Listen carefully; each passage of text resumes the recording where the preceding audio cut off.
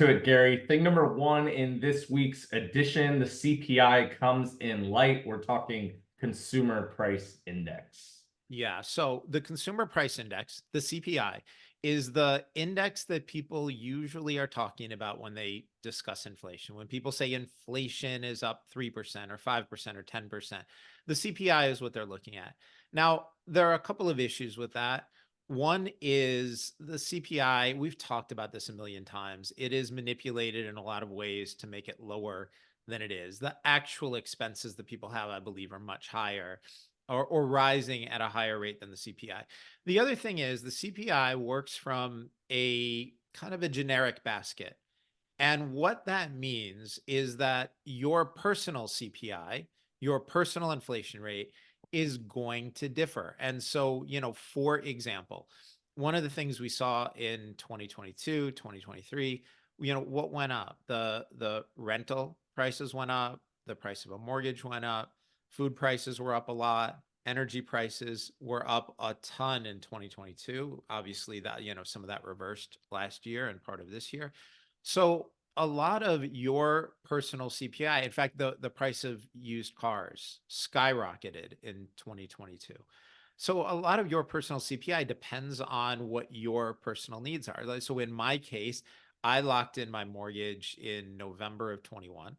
And then and I didn't need to buy a new car. So I was relatively insulated from inflation. People who needed to buy a new car, people who had to move for work and buy a new home, people who spend a high percentage of their paycheck on things like food, they had a very different experience.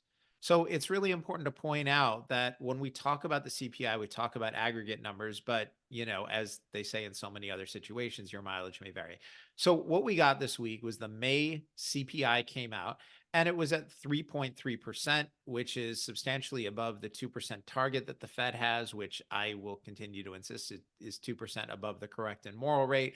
And people got very, very excited because they were looking for 3.4%.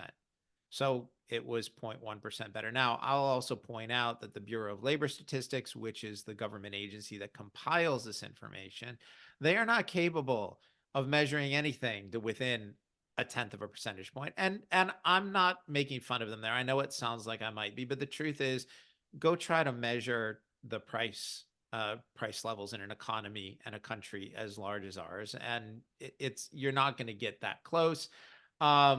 So, the other thing we saw is the sticky core number continued to decline.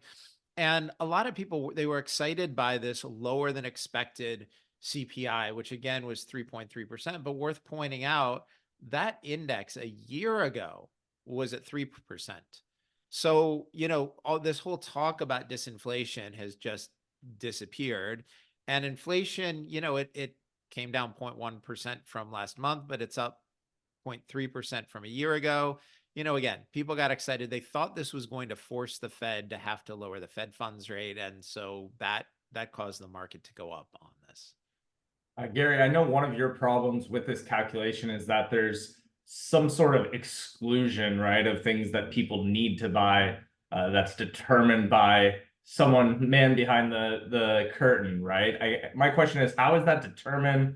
What's in terms of what's included, what's not in this calculation? That's a great question, Rob, because I think the question you're really asking is, okay, we get the data, but how do we interpret it? How do people interpret it? And it's important not only to know how you interpret it, but it's important to know how other people do as well, because that will give you a sense of the direction the market will go on it, right? Knowing how people will respond to news is a valuable skill. And I think that's what you're asking. I think it's a really good question. The issue with this is we started with just the regular CPI, and then people started to calculate the core CPI that excludes food and energy. And supposedly their reasons for doing that is those are volatile categories, and we want to take volatility out of the CPI. And, anybody with a brain will say, okay, great, but does that mean people don't need to buy food and energy? Right. And the answer is, of course they do. Okay, so you're going to exclude that. Last year, 2 years ago, people started talking about super core, which excludes food, energy, and shelter. Worth pointing out, shelter is just a fancy name for housing. But, off the top of my head, I think shelter is something like 33% of the CPI. Um, uh, Food is, I think, around 14%, and then energy, I don't remember the number, but it's a substantial number. So what they're doing is they're excluding more than 50% of the CPI, right? And then saying, but look, inflation is down. Okay, great, but you're excluding the and I keep seeing more and more of this where they're excluding, certain goods, if you exclude services, if you exclude, restaurant prices. And, this is your regular reminder that if you were to exclude everything from the CPI, it would be flat, it would be zero. So congratulations. If we excluded all, the price graph of things that have no price or that of nothing is flat, it's zero. So I'm not a fan of this kind of analysis. And I saw some of that. There were people declaring victory. Paul Krugman is one of these people. He's not somebody, I think he's more of a political cheerleader than an economist. He's more famous for his political takes than having good economic takes. But what he'll do is he'll exclude enough nonsense. He'll exclude enough stuff and say, hey, if you exclude all this stuff, then you really get to inflation is zero and we've defeated it and we've won and the Fed should lower rates now. Okay. Well, again, Krugman is a political hack, not really an economist. I mean, I know he has an education as one, but he's always advocating for the same policies when his party is in the White House.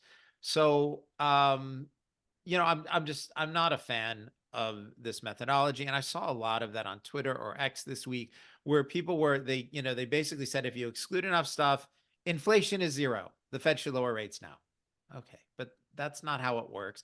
And it's also, it also ignores the experience of hundreds of millions of Americans who don't get to exclude food and energy and shelter and services. People have to buy this stuff. So it's just not analysis that I like, nor analysis that I put a lot of a weight on.